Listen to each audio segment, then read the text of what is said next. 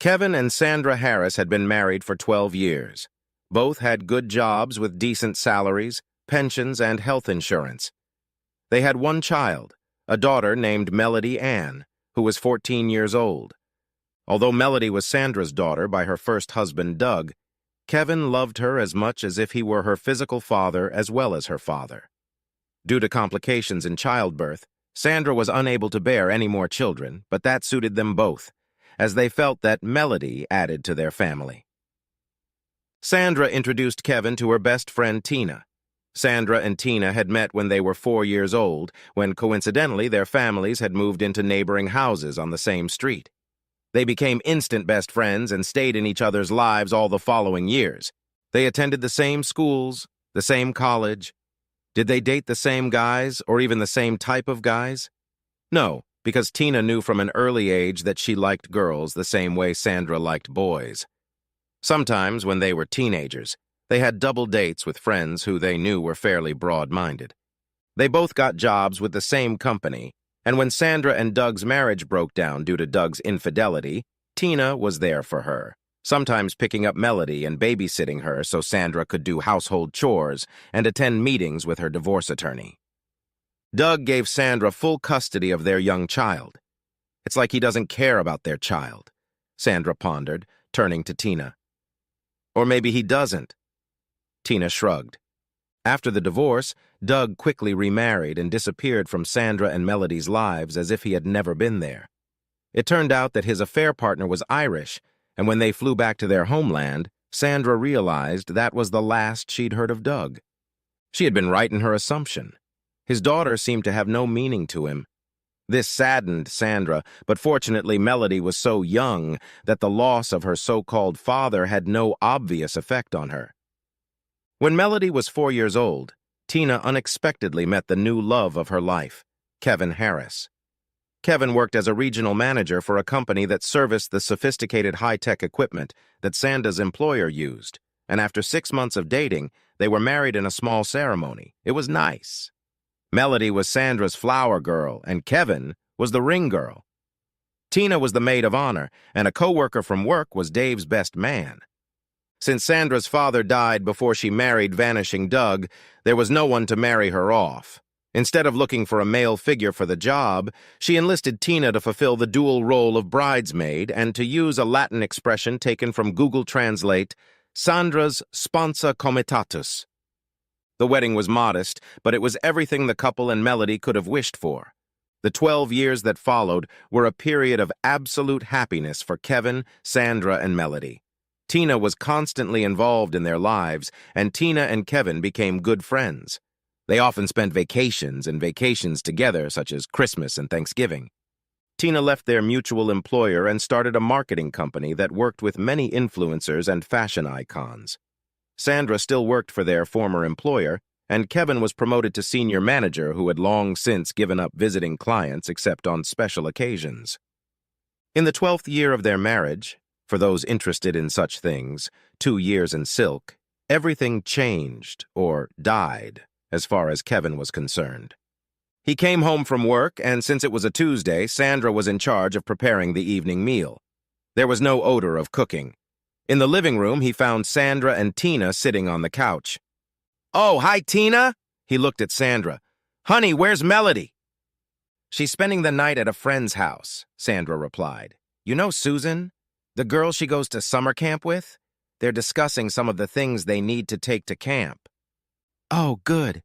I don't smell food cooking. Does that mean we're taking Tina out to dinner?" Sandra shook her head. "No. I didn't feel like cooking or eating, and I suspect you didn't either." "Kevin, you've been a wonderful friend, a great lover, a wonderful husband and father to Melody all these years, and it's very, very hard for me to say this, but I'm going to divorce you. Before you say anything, it's not your fault, it's not your fault. It's just that I fell in love with Tina, Tina fell in love with me, and we're going to get married." Kevin was completely stunned. He sank into the chair across from them. "But why? I didn't realize you were a lesbian, Sandra?" He noticed that they were holding hands, and it hurt him deeply.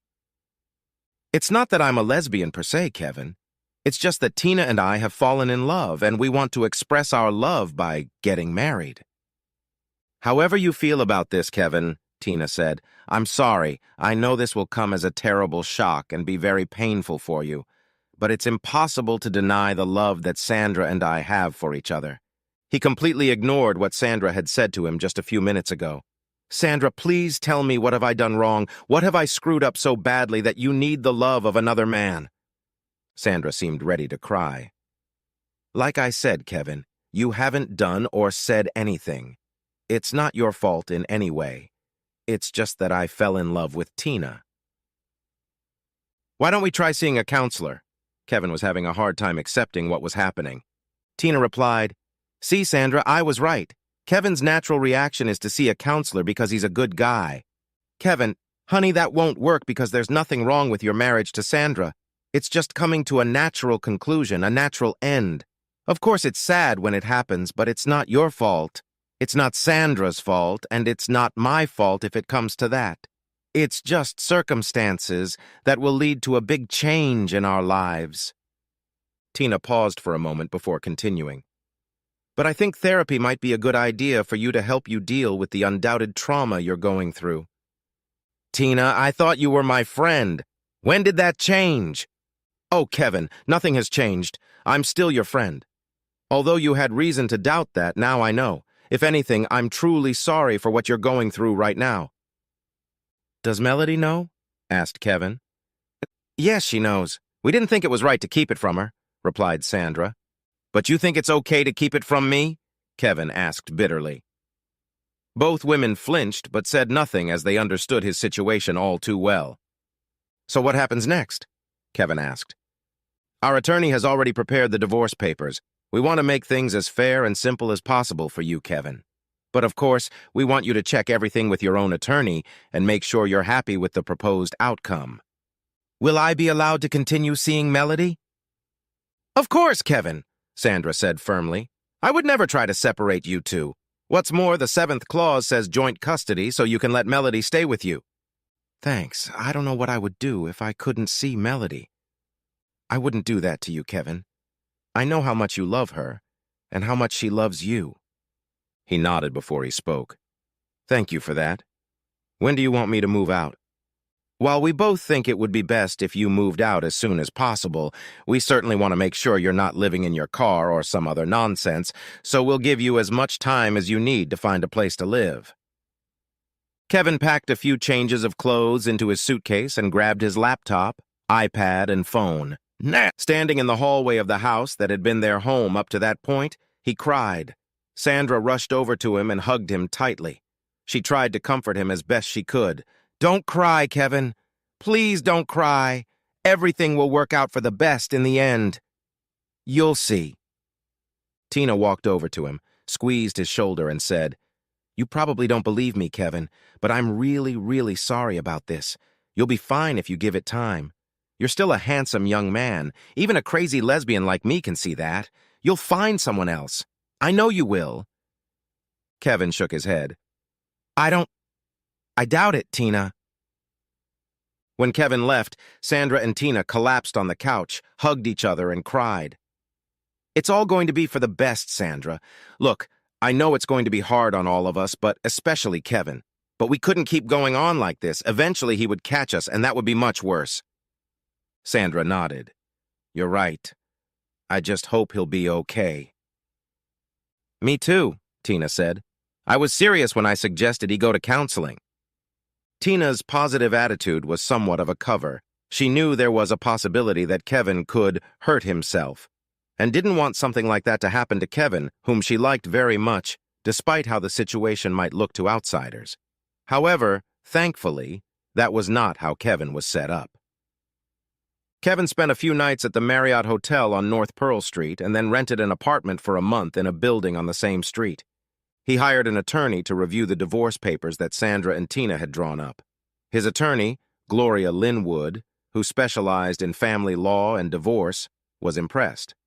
Well, Kevin, it's obvious that they want to provide you with an easy and fair divorce. The cynic in me says they're doing it for the same reason a realtor sets the price on a property lower than they might otherwise, as they prepare to sell. Sounds like your wife and her lover are doing it to your advantage so you won't be tempted to set a shark like me on them. Her instant smirk made him wince slightly. He was glad she was on his side. She paused for a few seconds before continuing. I think that, given the 7th clause that says 50/50ths custody of your stepdaughter, plus visitation, and the fact that they're not asking for alimony or your pension, you'd be an idiot not to agree to it. Kevin shrugged. What else could he do? A month later, they all gathered at Sandra's attorney's office. They had already agreed on the division of the stocks and joint account, the sale of their jointly owned home, and a few other matters quite common to most divorces when they got to item 7, custody and visitation. And the arbitrator, who had been watching the meeting and was relieved that things were going so well, said, "Okay, guys, you've both agreed to a 50/50ths split of custody with what we call liberal visitation for both parties. So what if there's nothing else?" Suddenly, Melody spoke up. "Don't I have a say in custody discussions?" "Why, yes, of course you do." "What's your opinion, Melody?" the referee said. Melody looked suddenly very serious. "I don't want joint custody. Look, I don't mean to be rude or anything, but we're going to live in Tina's house. It has 4 floors, plus there's a huge room in the basement, and I'll be able to entertain all my friends there. Also, Tina, my mom and I recently spent a whole week in New York. We hung out every night, and I even met RuPaul. Such a wonderful man." "No offense, Kevin, but you have a tiny 1-bedroom apartment downtown compared to the house we'll be living in. It'll just be you and me playing on your Xbox there. And your apartment is a tiny hole. Besides, you're not my real dad, right?" The silence that reigned in the room was poisonous. Sandra gasped in horror. Tina looked shocked but smug, and Kevin looked like he wanted to throw Melody out the window. Kevin's attorney, Gloria, asked for an office so she could consult with her client privately. Upon entering the room, she said, "I'm sorry about what happened. What do you want to do now, Kevin?" Kevin clasped and unclasped his hands together before uttering, "I didn't realize Melody Ann had such a low opinion of me. I thought she always thought of me as her father. I always thought of her as my daughter. Always treated her like my own daughter. Never left her side when she was sick. Attended school events for her. Well, it just goes to show how wrong you can be." "You want me to renegotiate the custody agreement, replacing Clause 7?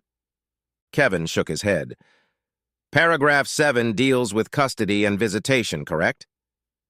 "Yes, that's correct. In fact, that's its sole purpose." "Declare paragraph 7 null and void, please, Gloria." "What do you mean, invalidate it, Kevin?" "Just retype the agreement, but in the 7th paragraph, custody and visitation, replace the text with something like void, not required. Because I don't want Melody Ann to be cheapened by even visiting me in my hole-in-the-wall apartment, let alone staying in it." She nodded. "Yes, I can do that, though I'll use legal terminology to make it look right. Are you sure that's what you want, Kevin?" He nodded. Although Kevin wasn't autistic, he was probably on some sort of spectrum because Kevin thought very simply, yes or no, black and white. So when Melody Ann said what she said, Kevin decided that she should no longer have a place in his life. His reasoning was, if she doesn't want to be in my life anymore, why force her? After Gloria rewrote the 7th paragraph in fairly mild terms, her paralegal had the new divorce papers printed at the law firm's print shop. Kevin signed it, Sandra signed her copy, and the document was taken to the courthouse, where it was duly authenticated. Gloria expected someone on Sandra's legal team to point out that joint custody or even dating Kevin was no longer part of the divorce agreement. But to her surprise, that didn't happen. "Not my circus, not my monkeys," she thought. A couple weeks later, Sandra and Tina were talking about the divorce in Tina's semi-mansion. It's amazing the level of income one can make as a fashion and style influencer. "Tina, I could have slapped Melody when she said that in the lawyer's office. Obviously, she's going to change her mind and want to spend time with her father." "And what was that crap about Kevin not being her real father?" replied Tina. "You think she's been hanging out with Doug?" Sandra shook her head. "I doubt it, but I think the damage is already done. Poor Kevin. The look on his face. It wasn't good. I haven't heard from Kevin since the divorce papers were filed. I guess I'll have to pull up my girly panties and contact him to arrange Kevin and Melody's dates. Tina shrugged. Maybe it's just my opinion, but if my daughter treated me the way Melody treated Kevin, I'm not sure I'd want a date from her. Sandra called Kevin's cell phone, but was surprised to find that the number was disconnected. I can't reach Kevin at his number. I'll pay him a visit and find out when he wants to visit Melody. Well, good luck with that, Tina said. But remember what I said. Tina was overcome with a sense of foreboding that she couldn't express to Sandra. She realized later that it wouldn't have made any difference anyway. When Sandra arrived at the apartment building, she was stunned and a little saddened to see that the space for the name of his apartment, C3, was empty. She checked with the concierge, who confirmed that Mr. Harris had paid his apartment vacancy fee 2 weeks early and had left no forwarding address. As she drove across town to Kevin's place of employment, a sense of unease swept over her. Her premonition turned out to be correct. Kevin's principal informed her that Kevin had left the company and taken a job at a branch office in Anchorage, Alaska. Sandra gasped and whispered, "Alaska? Why the hell would he go there?" "To separate himself from you. He didn't feel he had anything left in Dallas considering what you, your friend, and your daughter did to him. Kevin was my best manager and a close friend. I really hate that you screwed him over like that. Now just get out of here. I need to get ready to recruit his replacement." This was a very angry woman, and Sandra decided it was best to just go home. When Sandra told Tina what had happened, Tina had mixed feelings. She did consider Kevin a close friend, so his pain touched her. But on the other hand, having her future wife's ex-husband hanging around, from Tina's perspective, would not be a good thing. As for Melody, she was a teenager, and neither Sandra nor Tina could figure out what the hell was going on in her head. An idea popped into Tina's head. Something in the divorce papers was bugging her. She shared this thought with her attorney, who quickly discovered what she called poisoned candy in the papers. The 7th paragraph regarding custody and visitation is very cleverly worded. "Fuck you, bitches," she told Tina. It had clearly been drafted by an expert. Damn. I just noticed who his lawyer is. Gloria Linwood? Sandra is lucky. She must be ordered to get an easy divorce settlement and be soft and gentle with Sandra. Gloria is a scorched earth divorce settlement expert. I don't know how true this story is, but I heard that one guy who was being divorced by his wife because of infidelity used various ways to hide his assets. It got to the point where all his teeth were replaced with solid gold teeth. Gloria got a court order to seize his teeth because they were considered joint property. They were melted down, and he sucked soup through a straw for a couple months until he could get cheap plastic dentures. Tina thanked her friend and marveled at how lucky Sandra was. While all this was going on, Kevin was once again staying at the Marriott Hotel, this time at the downtown Anchorage Marriott. Over the years of business travel, he had become addicted to Marriott hotels. Ironically, although the hotel chain was owned by a Mormon family, as evidenced by the Bible and Book of Mormon in every hotel room, every Marriott hotel had an impressive selection of draft and bottled craft beer and good food. After an experience with a Hilton hotel in San Francisco, when it turned out that the Hilton Union Square Hotel was actually 4 miles from Union Square and right in the middle of the Tenderloin, a very dangerous neighborhood, and for some reason refused to award Hilton honors points, he made it a rule to avoid Hilton hotels whenever possible. When he arrived in Anchorage at the office of the firm where he worked as a business consultant, the culture shock was immense. When he told his former colleagues that he was taking on the role of manager at the Anchorage branch, they asked why, since they had heard rumors that the Anchorage unit was used as punishment for managers who had misbehaved, but not so badly that they were fired. There was nothing wrong with his job. His employer usually used the transfer to Alaska as punishment, and it caused a lot of resentment on both sides for a variety of reasons. When the local employees realized that Kevin had actually volunteered to move to Alaska, the resentment disappeared, and when he explained the reasons for his move, the remnants of resentment faded away. He was appalled at the state of the offices. According to the budget reports, everything should have been in good order and on par with other branches around the country, but his own eyes said otherwise. The office furniture was old and mismatched, the carpets were old and stained, the desktops were old and outdated with Windows 8, not 11, the laptops were outdated, and one was even held together with duct tape. The situation in the server room was, if nothing else, somewhat worse. The server was old and had spent so much time upgrading that it was a miracle it was still working. Kevin knew that the offices had been allocated funds to address all of the above issues. His first thought was that his predecessor had stolen those funds. However, the truth, when revealed, turned out to be truly bizarre. She had transferred millions of dollars of funding into, technically speaking, a dysfunctional bank account. Oddly, it just left them there. Of course, its discovery led to an even more amplified hero of office status in Anchorage, because they were finally promoted.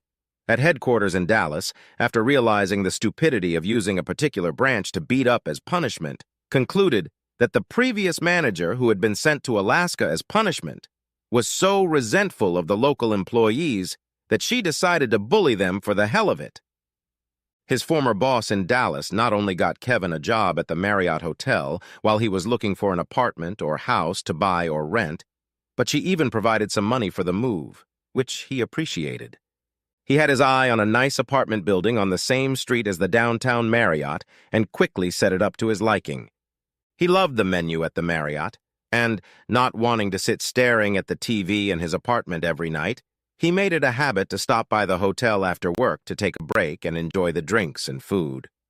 As he sat there on this particular early evening, contemplating whether to eat or have another beer and then eat, an attractive woman about his age walked into the empty bar and looked around hesitantly. "Hi," Kevin said. "The place is still empty tonight. Would you like to have a drink with me?" She smiled and walked over to him. "Yes, thank you. Alone in your room or alone at the bar. Neither prospect sounds good to me. So yeah, let's be two single people together, eh?" They both laughed and ordered drinks, which Kevin insisted on putting on his company tab. They talked and drank, then talked and drank some more. At this point, Kevin realized that if he didn't eat, he would feel ill, so he invited his new companion to dine with him in the hotel's great room restaurant, where, as luck would have it, they had drinks that evening. Over the meal, they talked about themselves and why they both ended up in Anchorage, Alaska. Her name was Sarah Cross, and she had moved from Southern California to Anchorage after taking a teaching job at the University of Alaska. When she explained the reason for her move, he snorted, and she immediately flared up. He held up his hands protectively. "No, Sarah, I'm not laughing at you, I'm laughing with you. You found out that your husband was having an affair with another woman, and I found out that my wife was having an affair with another woman. Moreover, she divorced me to marry her." She apologized for flaring up at him, and they both agreed that they were better off without their unfaithful ex-spouses. "However, what you did for your stepdaughter was a shitty thing to do. Do you think she might regret what she did?" Kevin shrugged. "I'm not sure it matters. I never knew she didn't consider me her father. But still, a century to live is a century to learn." "What about your ex-husband? Do you think there's any chance he'll regret what he did and try to win you back?" She shook her head. "No, and I wouldn't want him back anyway. We met at a party at UCLA. He came from Australia with his male assistant to teach mining engineering, and I was lecturing in medicine there, and he pursued me a lot. I fell in love with his Australian accent, his rugged, masculine appearance. He swept me off my feet, and 6 months later we were married. I found out later that it was all a sham. He only wanted me to make it easier for him to get U.S. citizenship. One day I had a day off and had to go shopping with my best friend. When I got to her apartment, she was too sick to go shopping as she was suffering from what she called mother, father, and child migraines, so she asked me to leave so she could get some sleep. I called Barry, my husband, to ask if we could go out for the day, but I didn't get an answer. I came home and saw my husband being had by his assistant. I screamed, and he and his damn assistant had the nerve to attack me. Apparently, these two idiots didn't realize that self-defense laws in the U.S. are different from Australian laws, so they were shocked when I used my high-powered pepper spray on them. While they squealed and squeaked and goggled, I pulled a concealed carry pistol out of my purse and called the police. And then what happened? Kevin asked. While he was in jail, I got a restraining order on both of them and went to a lawyer about the divorce. He steered me in the right direction, advising me not to get a divorce, but to file for an annulment, citing the fact that he married me under false pretenses. What happened to them? Kevin asked. They both pleaded not guilty to assault, and it turned out that the assistant traveled to the U.S. on a fake passport, so the university fired them and the State Department revoked their visas and sent them back underground. Best place for the little bastards. Kevin sighed and said, "Damn, Sarah, my situation pales in comparison. I assume you're divorced, or whatever the proper term is?" She nodded and added, "I really felt like I needed a fresh start, and here I am." On his recommendation, Sarah decided to rent an apartment in the same building as Kevin because the apartments were high quality and the building was close to their workplaces. Eventually, they started dating, developed a serious relationship, and 18 months later, they were married. As a romantic gesture, they were married at the downtown Marriott Hotel where they first met. Colleagues from the university and from Kevin's work were there, and they insisted that the bartender from their first meeting was in charge of the bar at the reception. They bought a nice house that was newly built and designed to withstand the cold of Alaskan winters, so cold that their pet dog had to wear special valenki in the winter. That's cold. They had 2 children, a boy and a girl, and became a family of 4. Things were good in Alaska. In the South, things were not so good. To be completely honest, things really sucked. Sandra came home from work and her heart skipped a beat when she saw her wife Tina and her daughter sitting together on the couch in the living room.